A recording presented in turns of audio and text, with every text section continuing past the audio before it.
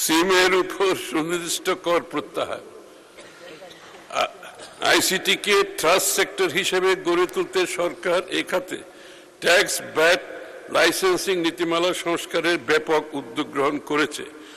বর্তমানে টেলিকম সেক্টরে করের হার প্রায় 50% এবং তথ্য প্রযুক্তি ক্ষেত্রে তা প্রায় 25%। বিশ্বের অন্যান্য দেশের তুলনায় এ হার অনেক বেশি।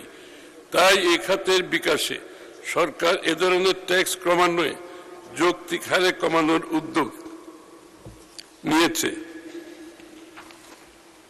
এর অংশ হিসাবে দেশের সাধারণ মানুষের নিকট মোবাইল সেবা আরও সহজলভ্য করার লক্ষ্যে প্রতিটি মোবাইল সিমের উপর আরোপিত 300 টাকা হারে কর সম্পূর্ণরূপে প্রত্যাহারের প্রস্তাব করছে।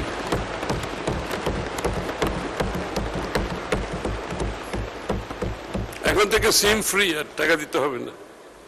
ফলশ্রুতিতে আগামী অর্থ বছরে মোট 1200 কোটি টাকা রাজস্ব হ্রাস হবে।